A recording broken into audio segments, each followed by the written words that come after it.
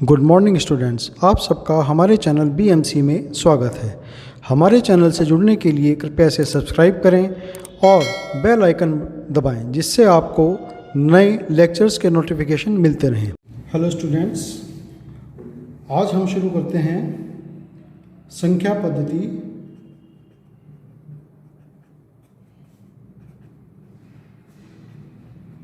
जो कि हमारा पहला चैप्टर है।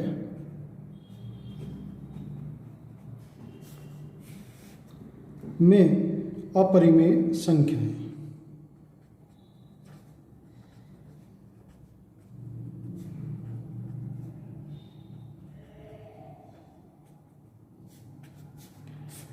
बच्चों, कक्षा 8 में हम लोग परिमेय संख्याओं के बारे में पढ़ चुके हैं और पहली प्रश्नावली 1.1 में भी हमने परिमेय संख्याओं के बारे में पढ़ा था। तो पहले परिमेय संख्याओं को एक बार हम रिवाइज कर लेते हैं। परिमेय संख्याएं किन्हें कहते हैं? परिमेय संख्याएं क्या होती हैं? ऐसी सभी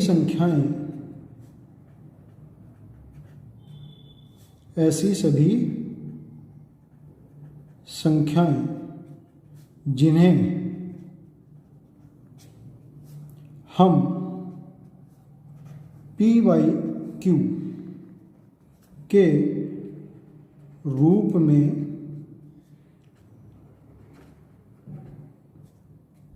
लिख सकें। यहाँ P और Q, P और Q क्या होता है? यहाँ पर पूर्णांक, इंटीजर्स। मतलब P और Q के मान जो हैं ऋणात्मक संख्याएं, शून्य और धनात्मक संख्याएं, इनमें से कुछ भी हो सकता है, लेकिन परंतु शर्त यह है कि जो हमारा यहाँ हर में Q है, Q 0 नहीं होगा। तो ऐसी सभी संख्याओं को हम क्या कहते हैं? परिमेय संख्याएं कहते हैं। अब बात आती है अपरिमेय संख्याएं किनको कहेंगे हम? तो वो सभी संख्याएं जो परिमेय नहीं हैं, अपरिमेय संख्याएं हम उनको कह सकते हैं। परिभाषा क्या होगी अपरिमेय संख्याओं के लिए? अपरिमेय संख्याएं ऐसी सभी संख्याएं जिन्हें हम P/Q के रूप में न लिख सकें। जिनको हम P/Q के रूप में ना लिख सकते हों, ऐसी सभी संख्याएं परिमेय संख्याएं कहलाती हैं। P और Q वही पूर्णांक हैं और Q का मान शून्य नहीं है। P और Q पूर्णांक हैं और Q ≠ 0। तो जो परिमेय संख्याओं की परिभाषा है, बिल्कुल उसके विपरीत अपरिमेय संख्याओं की परिभाषा है। ऐसी सभी संख्याएं जिन्हें हम P/Q के रूप में नहीं लिख सकते हों, ऐसी संख्याएं परिमेय संख्याएं कहलाती हैं। इसका मतलब जो परिमेय संख्याएं नहीं हैं, वो बची हुई सभी संख्याएं अपरिमेय हैं। अब परिमेय संख्याएं और अपरिमेय संख्याएं, अभी तक हमने प्राकृतिक संख्याएं पढ़ी, पूर्ण संख्याएं पढ़ी, पूर्णांक पढ़े, परिमेय संख्याएं पढ़ी, अपरिमेय संख्याएं पढ़ी। क्या इनके अलावा भी कुछ और तरह की संख्याएं हो सकती हैं? नहीं, इनके अलावा और कोई संख्याएं नहीं हैं। इन सभी संख्याओं को अगर हम किसी एक समूह में रख दें तो वो समूह कहलाता है वास्तविक संख्याएं। वास्तविक संख्याएं।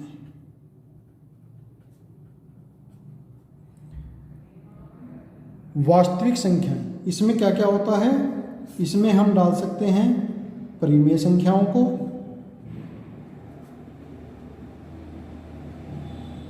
और क्या डाल सकते हैं?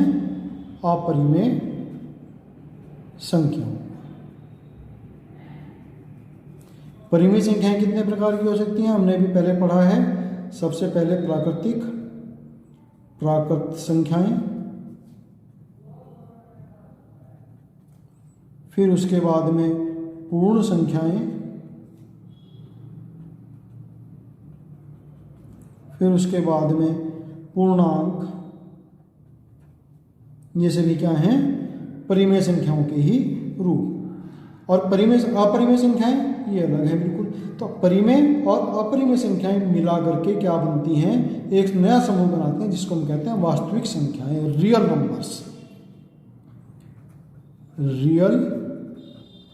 नंबर्स। और इसको हम दिखाते हैं कैपिटल आर से। जो भी संख्याएं इसके अंदर आती हैं पूरे समूह को हम कैपिटल आर से दिखाते हैं। अच्छा, इर्रेशनल संख्याएं जो हैं, अपरिमेय संख्याएं, इनको बोलते हैं हम इर्रेशनल नंबर्स।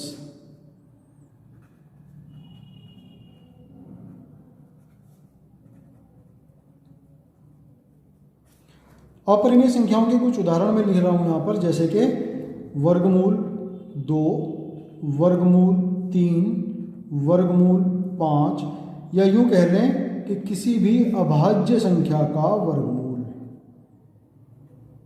किसी भी अभाज्य संख्या का वर्गमूल एक अपरिमेय संख्या होती है। इसके अलावा पाई का मान हमें पता है 3.14 हम लेते हैं, लेकिन 3.14 वास्तव में नहीं होता। इसमें दशमलव आगे तक चली जाती है। और इसके अलावा ऐसी सभी संख्याएं जिसमें दशमलव के बाद में बिना किसी रिपीटिशन के कोई भी संख्या कभी भी आ सकती है।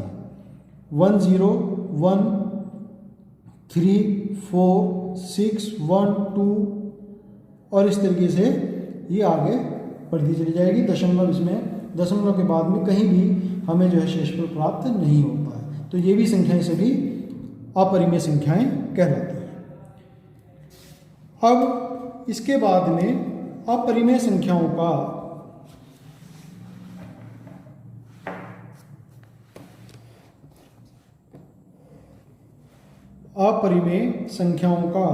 संख्या रेखा पर निरूपण।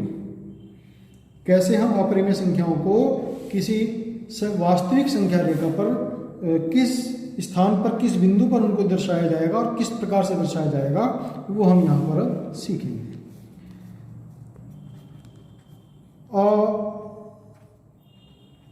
अपरिमेय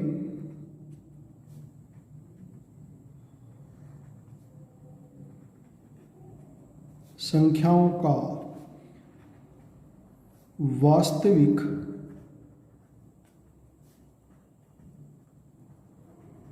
संख्या रेखा पर निर्धारण।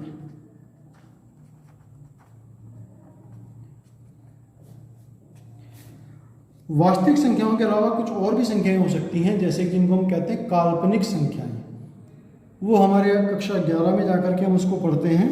तो अभी के कोर्स के हिसाब से हम वास्तविक संख्याओं को ही अंतिम संख्याएं मान करके चलते हैं। इसके अलावा और कोई संख्या हमारे पास कोर्स के हिसाब से नहीं है। कक्षा 11 में जाकर के हम काल्पनिक संख्याएं और संयुग्मी संख्याओं के बारे में पढ़ेंगे, वो आगे की बात है। तो अपरिमेय संख्याओं का वास्तविक संख्या रेखा पर निर्धारण। यहाँ हम सबसे पहले वर्गमूल 2 का निर्धारण करेंगे वास्तविक संख्या रेखा पर। तो वर्गमूल 2 का वास्तविक संख्या रेखा पर निर्धारण करने के लिए सबसे पहले हमें ज्ञात होना चाहिए कि पाइथागोरस प्रमेय क्या होती है। पाइथागोरस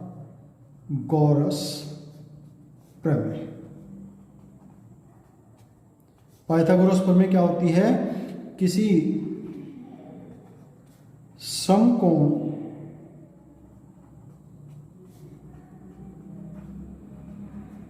त्रिभुज में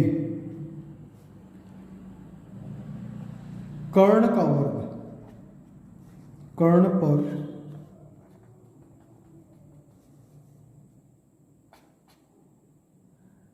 बना वर्ग अन्य दो शेष भुजाओं पर बने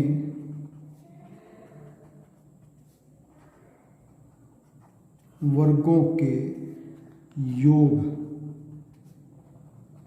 के बराबर होता है। ये कोई समकोण त्रिभुज है, ए बी सी, ये इसका लंब है, ऊंचाई जिसको बोलते हैं।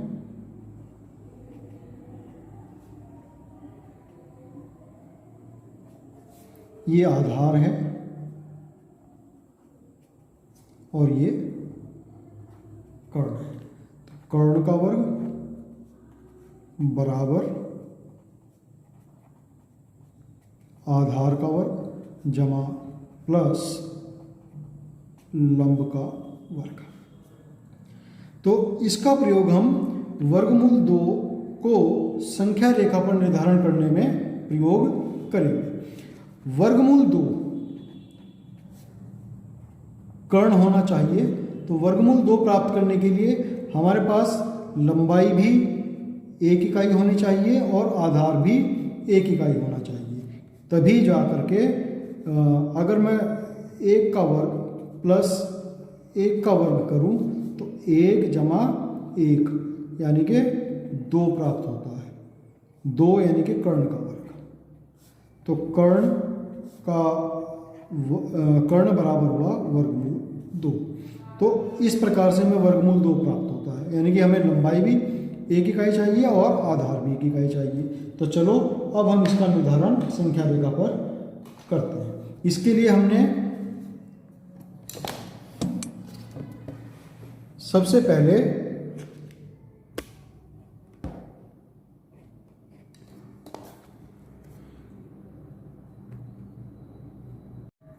इसके लिए हम एक रेखा खींच लेते हैं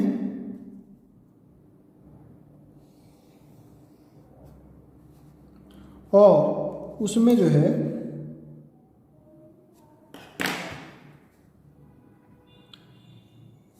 ये पॉइंट 0 लिया, फिर बराबर बराबर दूरी पर एक पैमाना बांधते हुए एक एक इकाई,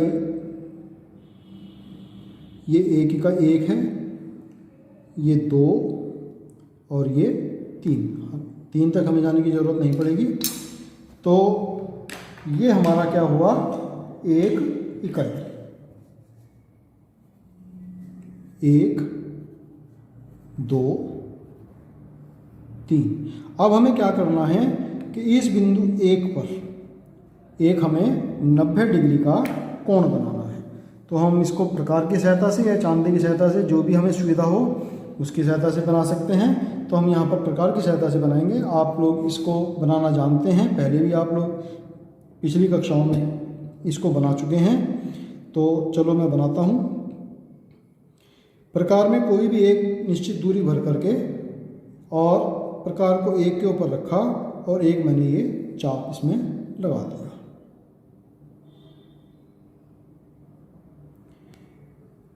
इसी दूरी से प्रकार को यहाँ रखा, फिर एक चाप और उसी दूरी से फिर एक चाप। अब क्या करूँगा मैं, ये वाली जो दूरी है ये हमारा 60 डिग्री का कोण बनता है यहाँ पर, और ये दोबारा से इसके क्या तो 120 डिग्री का कोण बना। अब मुझे 90 डिग्री का कोण बनाना है, तो इसके लिए मैं क्या करूँगा, इस वाले 60 डिग्री के कोण का आधा खींचूँ। आधा खींचने के लिए इस चाप की दूरी को से थोड़ा कम प्रकार में ले करके और मैं यहाँ से चाप लगाऊंगा। ये एक चाप इधर से और ये एक चाप इधर से। तो इस प्रकार से ये जो बिंदु प्राप्त हुआ ये जो है 90 डिग्री का कोण बनाता है।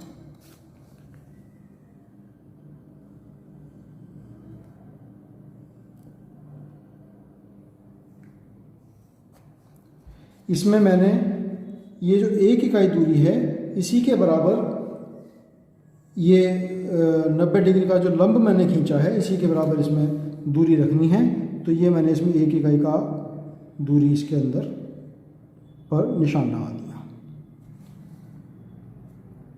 ये भी 1 इकाई और ये भी 1 इकाई। इस बिंदु को मैं यहाँ मिला दूँ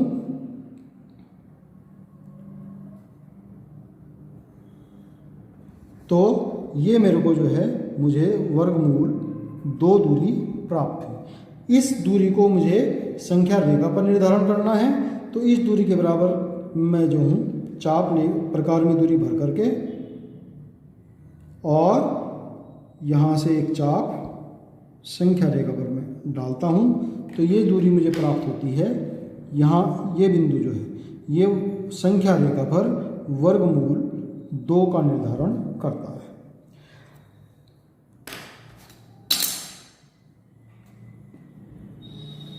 एक इकाई ये 90 डिग्री का कोण समकोण त्रिभुज बनता है। तो पाइथागोरस प्रमेय से 1 का वर्ग जमा 1 का वर्ग बराबर होता है 2 और कर्ण जो आ जाएगा वर्गमूल 2 आ जाता है। अब मैं इसी प्रकार से वर्गमूल 3 का निर्धारण संख्या रेखा पर कर सकते हैं। कैसे करेंगे? तो उसके लिए मुझे क्या क्या दूरी चाहिए? वर्गमूल 3 के लिए वर्गमूल 3 का मतलब कर्ण की लंबाई वर्गमूल 3 होनी चाहिए।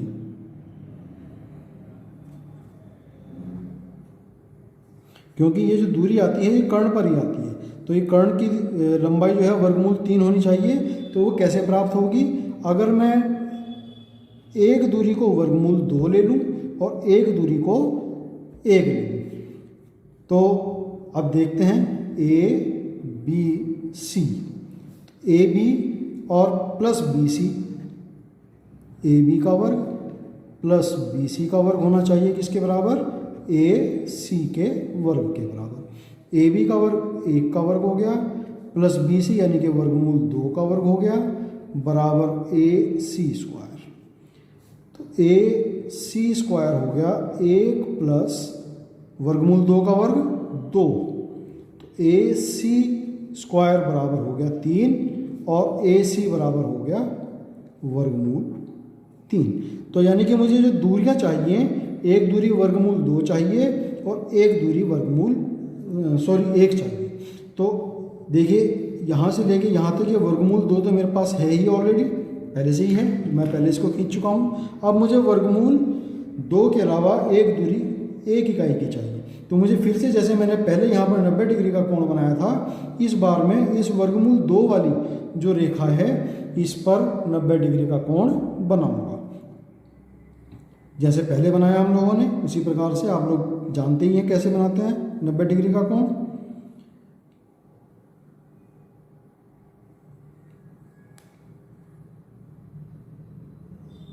ये 60, ये 120 और इससे थोड़ी कम दूरी लेकर के एक चाप यहाँ और एक चाप यहाँ, तो ये 90 डिग्री का कोण आ जाता है।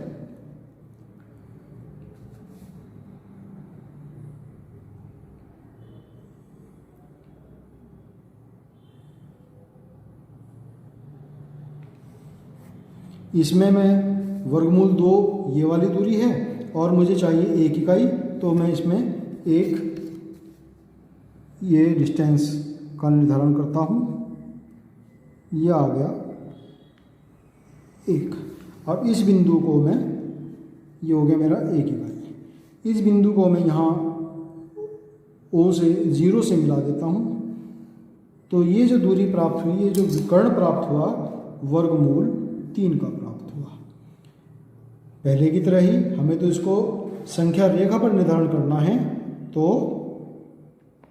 इस दूरी के बराबर प्रकार में लेकर के चाप डाल देते हैं और ये जो है संख्या रेखा पर यहाँ पर काटता है। तो ये दूरी जो है ये बिंदु वर्गमूल 3 का निर्धारण करता है।